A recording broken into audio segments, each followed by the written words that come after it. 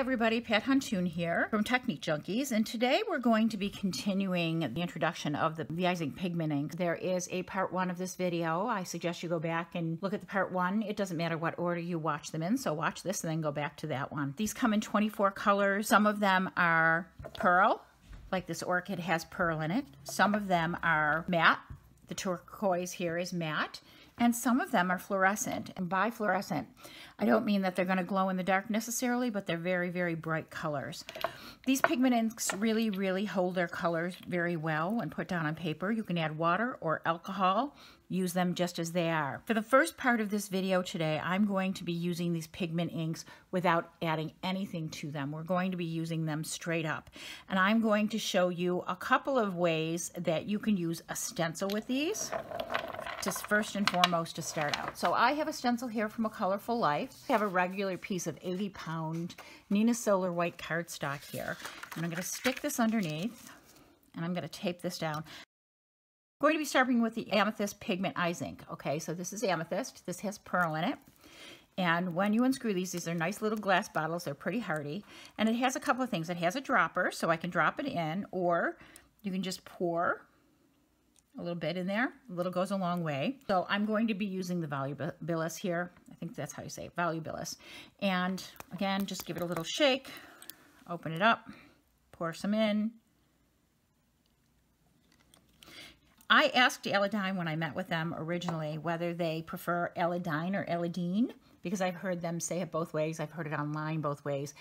They informed me that both are correct. Aladine, Aladine, it all works. So what I'm going to do is take a segment of sponge, and I take the round sponges and I cut them into segments of 6. And I'm just going to pick some right up onto the sponge. And I'm using this full strength. And I'm going to hold this down as I do it. And I'm just going to kind of sponge in a little bit of circular. What you don't want to do is push it underneath the stencil. So I'm just going to do this all over.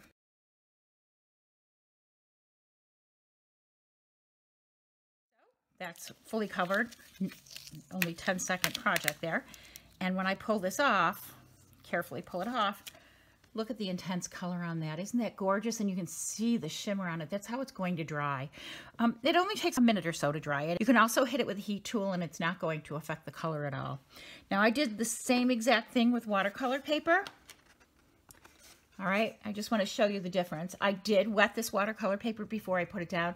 You see here, it's not quite as perfect here because the water makes it scudge underneath the stencil, where here it's much more perfect. All right, so we don't want to waste this pigment that's sitting on top here. So let's hit this with some water, plain old water. Put another piece of 80-pound cardstock on top and pull out the old brayer to keep our hands clean. And just brayer that down. And we're going to take a print of this. 2 seconds. Ooh, isn't that pretty? Look at that. Ooh, so pretty. Okay, so that's one way. Okay, so the next way we're going to use it is by actually turning this into a spray. These great little glass pigment bottles, they're just plain glass bottles, and I'm going to be using those to create a little spray. First, I'm going to add a little bit of water to this. Then I'm going to take this color, which is bamboo. It's a nice green. I'm just going to drop a couple of drops in there. And now I have a very nice pigmented spray. The more drops I put in here, the stronger the color can be. Now I'm going to be using A Colorful Life's mermaid scale because I'm going to make some mermaids here. So I've taped that down to my work surface, and you want to get the stencil as flat as possible. So what I'm going to do is just spray this with the IZINK pigment in bamboo. And if I spray from up here, I get fine mists. If I get closer, paper towel and go over the top of this to lift some of that pigment off there. This was just regular paper, and that's what this one looks like. You can see it's pretty little bamboo color there. Let's see how it looks on watercolor paper. So here's some watercolor paper, and I'm going to give this a quick little shot before I put it down of water. Stick this underneath. What I'm going to do is take some of this blue I had left over, spray right over the top with the bamboo spray. So that's done. Okay, so you can see when you use watercolor paper and water, you'll get a much more watery look. This is where you really want to take a look if you're going to compare it to regular paper. This regular paper, it's much tighter Here it's more watercolory. So they're both pretty cool ways of doing it. It's just what you are trying to achieve. All right, so that's using the stencil in a couple of ways. For the final technique, the IZINK pigment inks, I'm going to be watercoloring with them. I am actually using 90-pound Canson cold press watercolor paper, and I'm using it with S811 Dahlias, which is a Technique Junkie stamp, and I've stamped it in black VersaFine ink. I'm going to use a water brush with these. You do need to water them a little bit if you're going to use them as watercolors. So you shake them up a little bit. We'll start with Orchid. I'm just going to use 3 colors here. And then I'm going to take the Mango, same thing.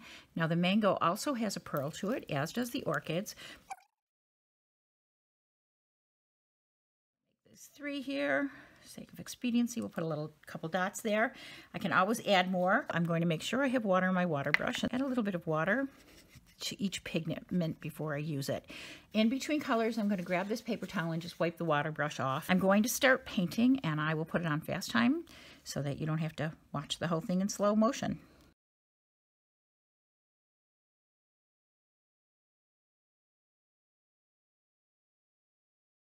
So I'm pretty much done with the Orchid, so I'm going to wipe this off, and I'm going to pick up the Mango, a little bit of Mango here, and add some colors to this.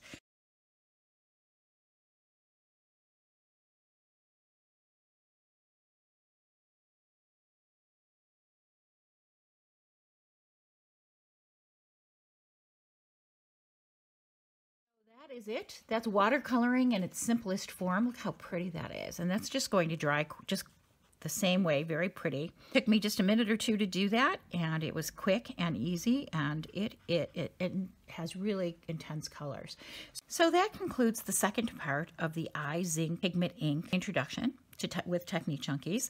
And I will be back next week with some more tutorials, and I think you're going to be in love with what I show you next. I hope you've enjoyed this little series on how to use the IZINK pigment inks from Aladine, and I will see you next time. Thanks for watching.